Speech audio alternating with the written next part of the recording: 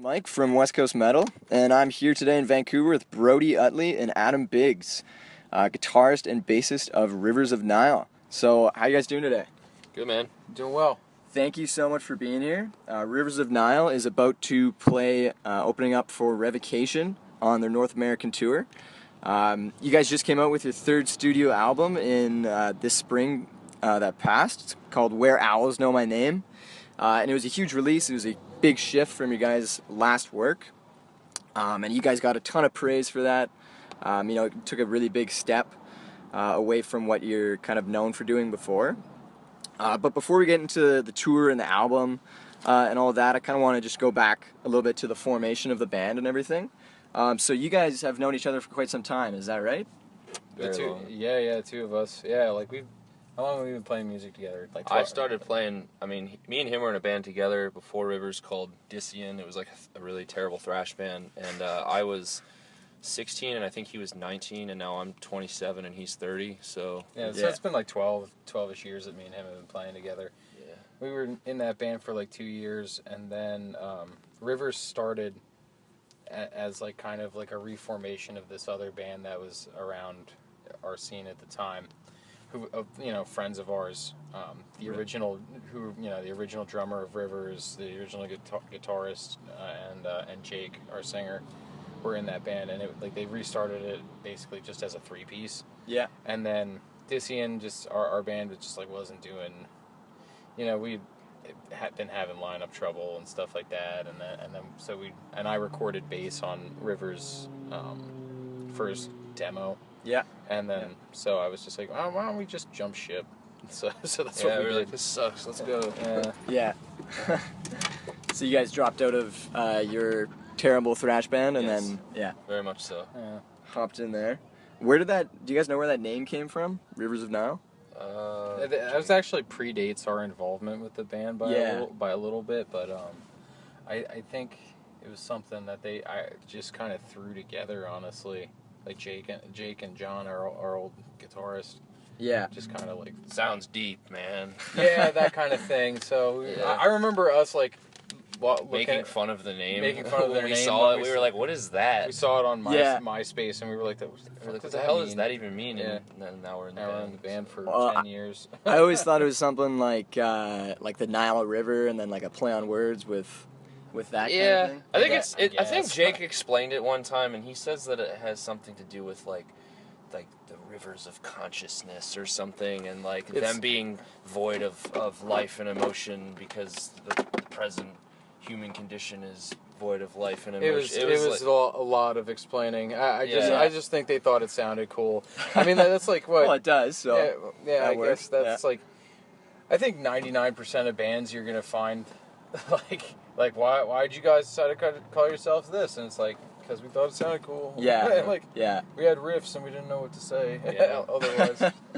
So, you guys were formed in 2009, is that right? Yep. Yeah, about then. So, next year, that's going to be your 10th anniversary? Yeah. Yeah, it is. 4/20, 2020. Yeah, that's when will we be formed. Our 10-year anniversary. We made our first MySpace on 4/20. 09 for real, you can even check that, and I guess that's always the date we use as the inception of the band, really. Oh really? Yeah. Is that weird to think about? Like, it's been a decade of Rivers now. Very strange. Yeah, because me and him both went to the same community college, and then one day we were just both like, this is fucking stupid, let's go on tour, and then we went on tour, and we've pretty much been doing that ever since then. We stopped doing, things that are probably good for us. Yeah. And then it's just been nonstop since then? Yeah, as much as we can, Yeah. So, let's get to maybe the new album, Where Owls Know My Name. Cool. So, like I said, that was a huge shift for you guys. Obviously, musically, you incorporated a whole bunch of new instruments, and the feel of the album is totally different as well. Like, it's a lot more kind of emotional and atmospheric, like that. So with the new instruments, everybody loves to talk about the sax, because that's kind of it's kind of the catch, right? That was played by a friend of yours, right, Brody? Yeah, Zach Strauss. He plays in a band called Burial in the Sky, and Are they a metal band as well, or yeah, is they're pretty cool too. Really sick. Anyone listening Yeah? to this would probably like them a Yeah, lot. check them out. Burial in the Sky. But I was recording his band that he was in before that, and I was recording him. He was the guitar player actually, and he was like, "Yeah, I play sax. I'm like going to school for it and stuff." And I was like, "Oh, well, maybe one day you could play on one of our records," kind of joking. And then I started writing stuff for this last record, and I had all these like really like open sections where like really kind of spacey sort of sections that were just wide open, and I Right. didn't really know what to do with them. I didn't want to just play a really long guitar solo because I don't know, I'm not really a fan of like meandering guitar solos if they're not called for, and I didn't really feel like those sections called for them, so I basically just was like, hey, you want to try to put sax on these big open sections? And he did, and Yeah. that's pretty much how it happened. Yeah, yeah. And like, there's so much other stuff going on there as well, right? Like there's like keyboards and Yeah. strings and Yeah, when we first started writing this, and like we started incorporating like Mellotron and other Right. keyboard tones like that, like we thought like people were gonna be like, yeah, this is like a Mellotron death metal album. Like we were talking about it, like how much we were including that, and like now it's like Yeah, it's like nobody even knows notices. there's Mellotrons all over it. It's like that's Yeah. what most of that record, most of the like yeah, dark atmosphere and like just like some of my favorite parts of the record are like kind of assisted by the use of the Mellotron, and like literally nobody talks Yeah, about it. it's always Yeah. sax. It's always the saxophone.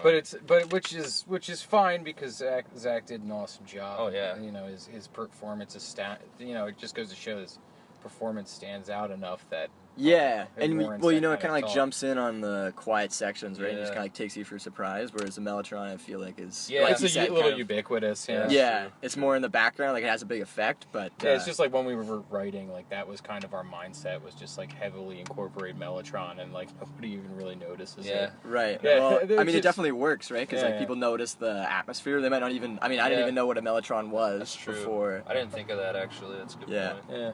Like actually, I heard that you guys were using it, and I had Yeah. to look up like what is a Mellotron. Yeah, Oh, really? that's pretty cool. Sick. Oh yeah.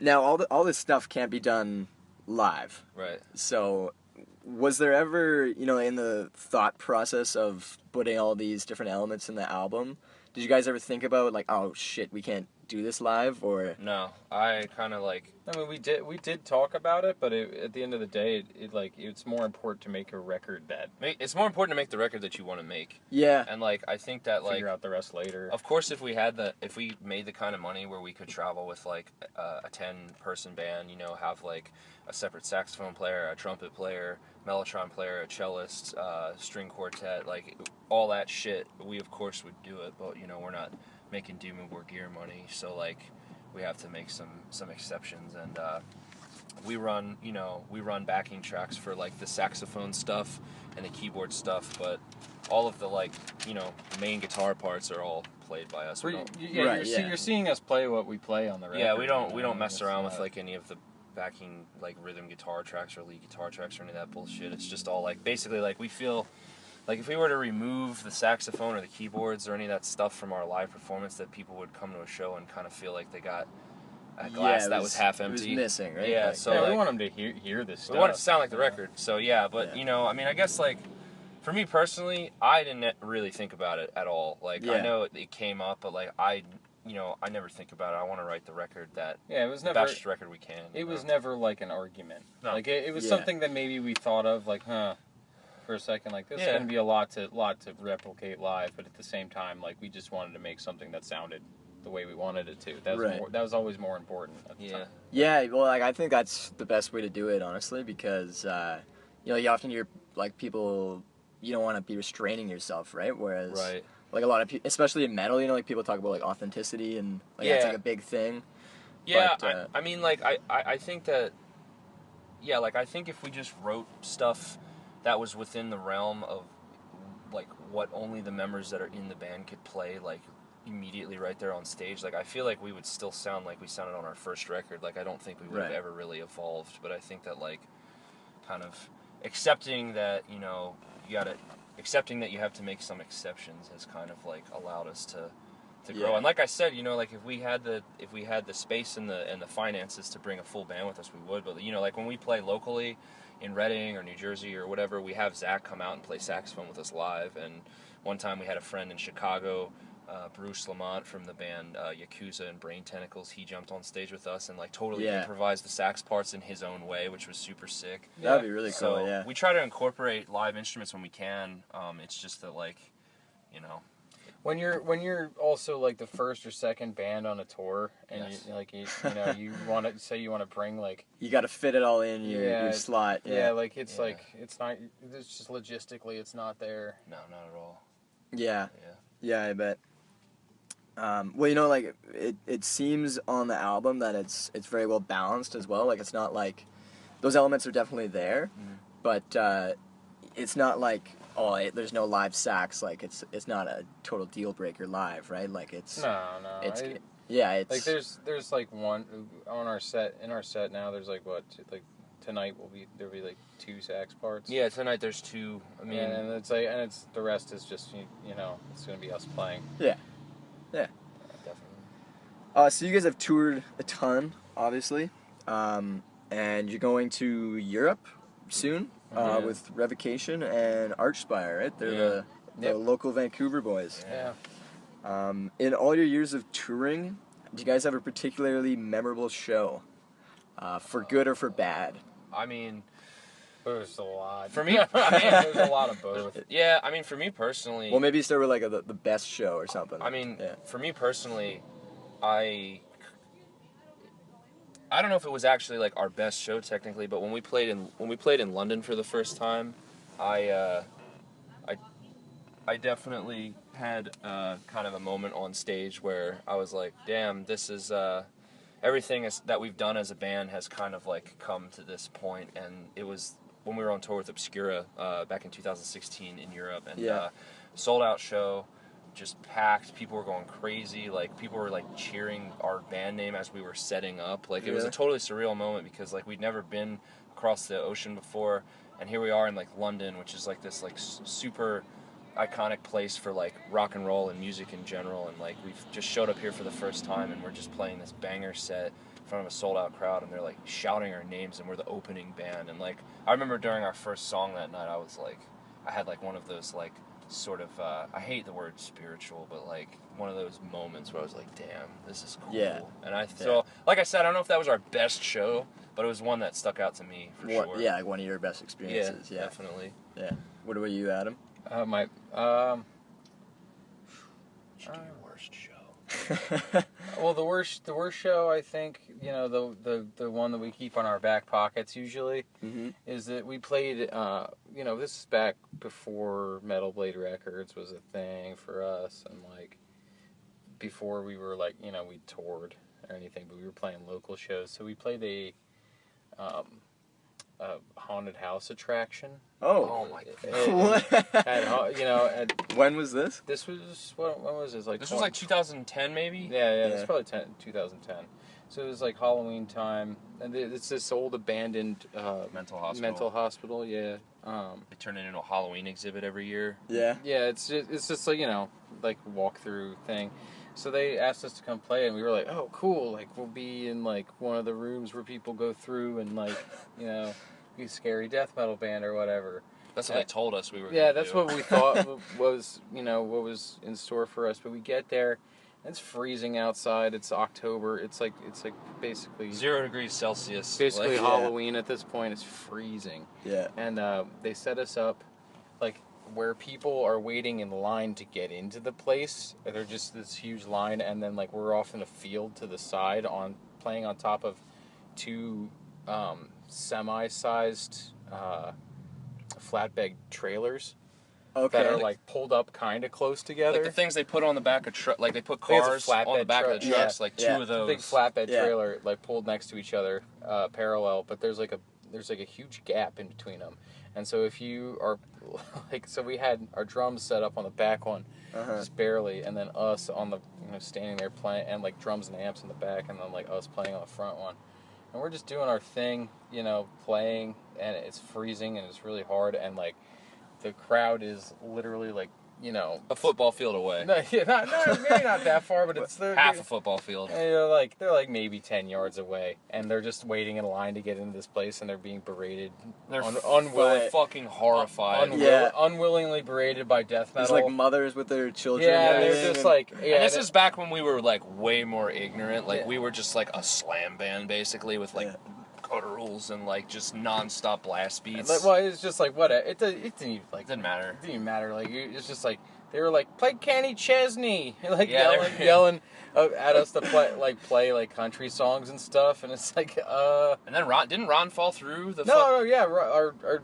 Our drummer's cymbals fell through that opening in the flatbed, and then we were just like he just gets up, he's like, no, I'm done. We just stopped. So we just stopped playing. Yeah. That one was real bad. Damn. So was one time we played a festival in Milwaukee, and we drove 17 hours to get there. We showed up after not sleeping all night, set our shit up, played to nobody, and halfway through our set, his bass head fell off the top of the bass cabinets and exploded on stage after driving 17 hours. Yeah. And it just stopped died. working. Yeah, it didn't explode. But yeah, and then I think we got $30, and then we drove home. Oh, yeah. It was shot. I mean, that was, that's mostly on us. A learning experience on our part. Yeah. But yeah, the Halloween one was... Don't leave your base. Yeah. Yeah. No, I just don't drive 17 hours to play one show. That's a It's terrible Very idea. bad idea. Yeah. Damn. Yeah. Well, that Halloween story is pretty. Good shot. Yeah. Yeah. So Adam, you're kind of the lyrical guy for the albums, correct? Yeah. And it's kind of a crazy story that you've got rolling out across these albums. Like, I mean, my understanding of it is that there's, this guy who's, I guess, I'm not quite sure what it is on the first album, Conscious Seeds of Light, but on Monarchy, like, he's living in this ancient civilization kind of thing, and then they find a way to, like, transcend or something like that, and they all disappear, and then on the latest record, Owls, he's, like, living by himself and kind of... It's, loosely, I guess. I mean, it's not, like, this is the first album of the three where there is, like, one central main character. Right. The other two, like, were just about, like, Conscious Seeds about, like, different people experiencing that kind of, like, transcendence just through different means. Yeah. And then the second one is about, like, an entire civilization sort of experiencing it once. And then this one is about, the last, person who, just couldn't do that. Right. And he's just, he's been on the planet for millions and millions of years, and just sort of like, reflecting on his life before he was alone, and a lot of, it's less concerned with the big picture spiritual stuff that the first two records were, and it's more just about, what growth and, living to be an older age and stuff, what that is. Yeah. It's like, the fear that kind of embodies, getting older, and, the good parts of it too, to a degree. Yeah. And like, losing people and gaining new people through your time. Yeah, totally, yeah. Like it's just sort of supposed to be a little more down to earth, right, than the previous two. Was this inspired by like personal experience, or to a degree? Yeah. I mean, I the concepts for these records I've had loose ideas for, from start to finish, since before we started writing them. So like, I've had song titles and specific language and like some broad story beats that I wanted to hit. Yeah. It doesn't always work out exactly the way I wanted it to. Yeah. Owls is one where I think it was like I went from writing something a little more like sweeping and grandiose for Monarchy that felt a little more like a incumbent on its narrative, to Owls being a lot more open. And it's just like sort of a long monologue by one person. Yeah. So I mean, like, it's been like the inspiration, I guess, to get back to the question, is just like I've always had these ideas going in, but I guess like it came at the right time. Like I had 2 friends recently get diagnosed with cancer, and one passed away. You know.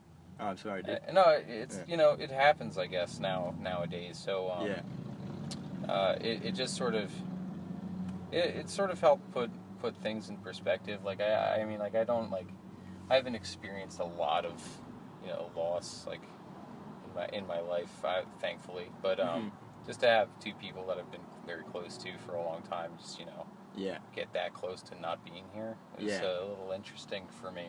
Yeah, well, like I said, like, music is the best catharsis, right? So. Yeah, I mean, honestly, it had writing the lyrics gave me time to really confront a lot of stuff that I'd had in my head, but I don't think about it every day as being something that's emotionally painful. Yeah, and I mean, it's changed some relationships, honestly, with some people that I've had. Being able to express this, and like I have one song on there that's about my dad, and he actually listened to it, and he texted me, and he was just like, "Hey, is this song about me?" Yeah. And I hadn't told him or anything, and so like me and him talked about it, and we got a lot of stuff out of the way, Yeah. Yeah, no, well, it's like people definitely connect to it, right? So like I've talked to people about it, and like lots of people have said, it's like, even though it's like it's a mostly dark kind of subject matter, like a lot of people can relate to that, and I don't like to think about it so much as dark as so much it is just sort of realist. Yeah. I don't know, like I think everybody is going to experience the kind of emotions that I was trying to put forth through the words, and with the music and everything that we were all trying to put forth, really. Yeah. I think it's a relatable kind of pain. It's not like somebody telling you how hard it is on the streets, and like if you live in the suburbs or something, like you can't really relate to that. Yeah. I think it's just everybody gets older. Everybody sort of fears death to a certain degree. So I think that's why it maybe connects with people, because it's an inevitable kind of emotion. Yeah. Yeah. Well, I'll give you guys one more question before we wrap things up. I know you guys kind of write in a kind of like separated kind of manner, right? Whereas like Brody, you kind of write most of the music, and then like Adam, you handle the lyrics. Is this like the way you guys have always done things? Has there ever been a song like come up as just jamming in a room and? It's not for a while. Yeah, not for a long time. We used to when everybody, with the original lineup, when everybody lived in the same town, we wrote everything, and I didn't know anything about recording back then either. When I started learning about how to record on my own and do production and stuff, that's kind of when my writing really took a big jump in a positive direction. But before, we all kind of wrote in a room together, and that was cool because you had that kind of in the room punk rock sort of feel to stuff, but then at the same time people would argue about shit, and it would take you 4 months to write a song. There's one song on one of our EPs that it took us 6 months to write it, and it's just not to get everybody to agree on it. Just to get it to a point where we were like, oh, the song's done now, and it's just not a good song. It's not that good of a song. It's not worth 6 months. Yeah, I found that even though like I said, I miss the. I do, yeah. In an ideal world, if everyone got along and we were just killing it, writing all together in a room, that would be sick as hell. But it doesn't happen that way. And I find that when I write pretty much a completed song, program drums to it, do a near final mix on everything, and I send it to these dudes, and I'm like, okay, Biggs, you put lyrics to it. Jared, tweak the drum tracks to how you like it. John, do you have any input? I find that that's a much more productive way to do things. You'll string a couple, especially early on in writing, he'll string a couple riffs together and send it to me, and then I'll tell him what I think about it or what we can change.